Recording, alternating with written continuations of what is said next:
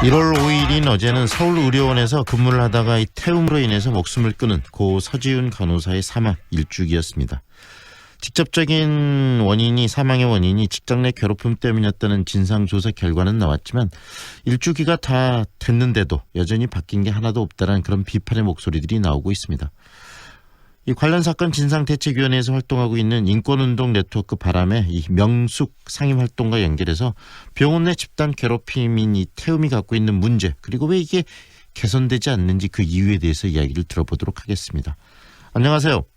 안녕하세요. 네, 인권활동가 명숙입니다. 네, 이 서지훈 간호사의 안타까운 이 사망 사건 일어나게 된 배경과 그때 상황을 간단히 정리 한번 해주시겠습니까?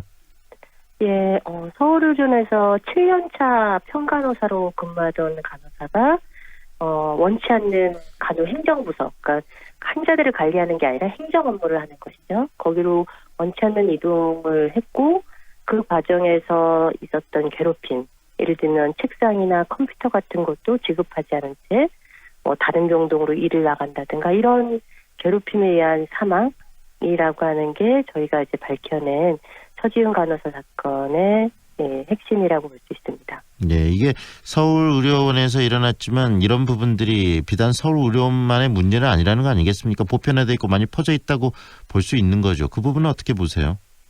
그러니까 저희가 이제 그런 행정부서에서의 부당한 이동과 부당한 업무 내용 이런 거 외에도 조사해 보니까 이전 병동에서도 다른 입사 동기에 비해서 근무 일수도 훨씬 많았고 휴일은 더 적었던 거예요. 네. 왜 그런가 봤을 때 이제 간호사의 태움이라는 게 사실 열악한 노동 환경, 성과 중심적인 문화, 권력 불균형 이런 것 등에서 발생을 하거든요.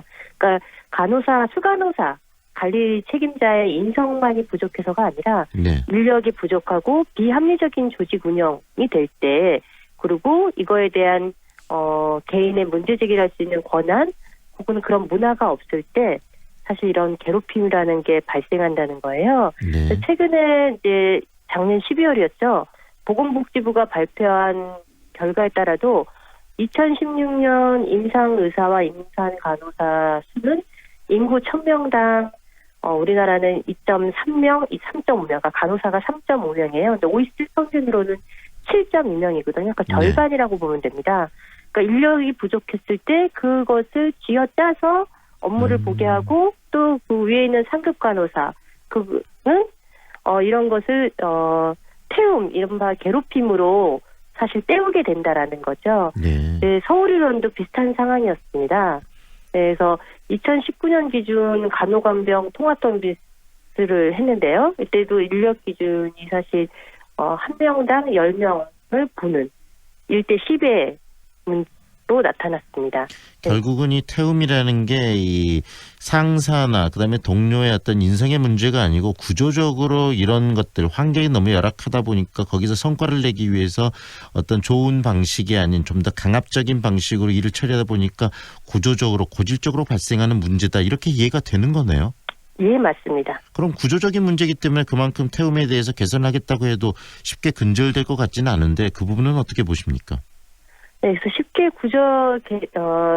개선되지 않기 때문에 구조를 좀 바꿔야 되는 거죠. 인력을 충원하고, 네. 그리고 이윤을 중심으로 이 병원을 운영하는 것이 아니라 정말 환자를 살리고 또 구성원들인 간호사나 의사나 간호조무사, 보조인력 이런 분들이 살 수 있는 병원이 돼야 한다는 거예요. 네. 근데 그러려면은 당연히 이거에 대한 수급 계획이 있어야 되는데 특히 서울의료는 공공병원이라는 거죠. 네네. 그럼 그렇게 개선할 방향이 충분히 있고 그런 점에서 또 공공병원에서 그런 모범을 볼 때 이게 민간병원으로도 확대되지 않을까라고 생각을 합니다. 결국은 이 진상대책위원회를 꾸리고 조사를 했고 또 우리 이 활동가께서도 진상조사위원회에서 활동을 하셨는데 어떻습니까? 좀 더 구체적으로 어떤 문제점들이 나타나고 있는지 이야기 좀 해주세요.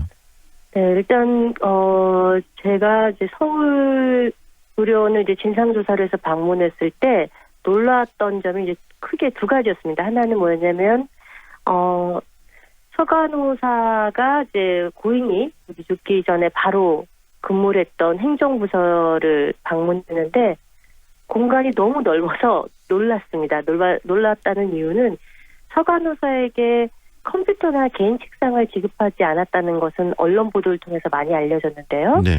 그래서 저는 아무래도 사정이 있었겠지. 공간이 좁았다던가 아니면 전임자가 정말 바로 나갈 거거나 네. 이런 일이 있지 않았을까 생각했는데 그렇지가 않았습니다. 언제 전임자가 나갈지도 모르는 상황이었고 책상이나 컴퓨터를 주지 못할 정도로 좁은 게 아니라 굉장히 넓은 공간이었다는 거죠. 그 얘기는 개인이 책상이나 비품 없이 일하는 것이 얼마나 모욕적이고 무력감을 주는 것인가에 대해서 상급자가 생각을 못했거나 일부러 했거나 그렇다는 이유죠. 그래서 그런 점에서 놀랐었고 네. 두 번째는 조사를 해보니까 간호행정부서에서 일한 것뿐만이 아니라 당일병동이라는 곳으로 차출을 나가요. 그러니까 당일병동은 서울의료원에만 있는 건데요. 아침에 간단한 시술 받고 전원을 퇴원을 하는 거예요. 네. 그러다 보니까 보통 진료과별로 병동 있잖아요. 신경외과 병동, 내과 병동. 근데 당일병동은 그렇지 않습니다. 여러 과에서 간단한 시술을 받는 환자들이 들어와요. 그 얘기는 뭐냐면 각각의 시술마다 필요한 지식이나 도구나 이런 것들이 다 다르다라는 거예요. 그걸 익히려면 이건 7년차 간호사가 할 수 있는 일이 아니고 20년 이상 된 간호사들이 할 수 있는 거예요. 네. 근데 그런 병동으로 2번이나 차출받았고 또 그 다음 해 본인이 죽기 전에도 또 차출할 계획이 있었던 걸로 밝혀졌어요. 네. 이거는 사실 있을 수도 없는 일이지만 이런 일들이 벌어졌다라는 건 굉장히 무원칙적이고 성과 중심적으로 서울의료원이 운영했다라는 거예요. 네. 얼마 전에 언론의 보도를 통해서 밝혀졌던 난임센터 문제도 그런데요. 충분한 검토나 네. 구성원들과의 논의 없이 조직을 개편하고 병동을 수립하고 이런 일들이 서울의료는 너무나 많았습니다. 네. 근데 그랬던 이유가 서울의료원에 사실 민간병원이 아님에도 병원장 한 분이 3선이나 하는 지금은 사퇴했지만요. 네. 그런 것 속에서 개인의 역량이 너무나 막강했던 것이죠. 네. 그런 구조적인 문제가 하나 있었고요. 두 번째는 서울의료원에는 서간호사 외에도 3분이나 사실 사망했다라는 것입니다. 네. 3년 전에 행정직도 괴롭힘으로 부당 인사 배치라고 그러는데요. 네네. 사망을 했고 또 작년 6월에도 청송 노동자가 사망하는 일이 있었습니다. 네.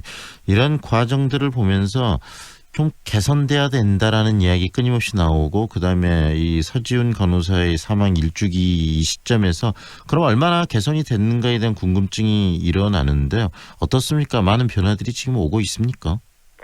네, 참 그게 안타까운 좀 부분인데요. 사실 1년이 됐지만 몇 달 전에 얼마 전에 김민기 병원장이 사퇴하는 거 외에는 바뀐 게 하나도 없습니다. 네. 예를 들면 석간호사에게 부당 인사 이동을 종용했던 관리 책임자들은 어떠한 징계도 받지 않았고요. 네. 그리고 최근에 이제 저는 진상대책위원으로서 서울시와 서울의료원 관계자들과 함께 이행이 얼마나 됐는지 이행 점검 회의를 했는데요. 네. 거기서 인력 충원 계획이 있었다고는 들었습니다. 근데 저희가 원하는 방식, 저희가 공고했던 내용은 사실 평간호사 인력 확충이 중요하거든요. 네네. 관리 책임자나 행정직이 는다고 해서 평간호사의 환자를 보는 업무 환경이 바뀌는 거 좋아지는 건 아니지 업무 않습니까? 환경은 안 바뀌죠. 네. 네. 그렇게 되고 있는 인력 계획인지는 좀 더 두고 봐야 될 것 같고요. 그 외에는 또 사실 얼만큼 저희가 공고했던 것이 이행되고 있는지는 현재는 확인된 바가 없기 때문에 답답한 심정입니다. 정말 중요한 것은 지금 서울의료원 중심으로 이야기를 하고 있지만 이게 전반적으로 우리 사회 그 종합병원 또 그렇죠. 일반 병원은 더 그러겠지만 퍼져 있는 그런 태움의 실체가 아닌가 싶어서 이야기를 하고 있는데 짧게 한 말씀해 주시죠. 어떤 대응, 어떤 그 변화가 필요하다고 생각하시는지 한 말씀해 주시죠.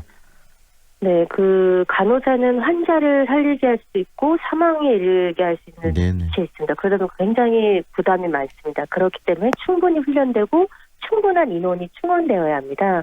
그런 문제에서 인력 충원 문제는 간호사 개인만의 문제가 아니라 환자의 문제에서도 굉장히 중요하다라는 거고 그럴 만큼 또 간호사들의 권한도 충분히 부여가 되어야 한다는 거예요. 그래서 저희가 서울의료에 권고한 게 간호부원장 제도, 네. 몇몇 민간 병원에서는 이걸 도입하고 있거든요. 네네. 이제 보통 이제 병원에는 의사 중심으로만 되어 있잖아요. 근데 그게 아니라 여러 네. 구성원들이 협력할 수 있는 간호부원장 제도를 도입하고 독립적인 상인 감사 제도 실시, 그런 노동 부분이 조건 필요하겠네요. 향상 이런 게 필요하죠. 네, 오늘 여기까지 듣겠습니다. 고맙습니다. 예, 감사합니다. 좁은 국토를 효율적으로 활용하여 에너지 영토를 넓혀가는 기업이 있습니다. 탑솔라. 생명의 가치를 높이고 미래의 변화를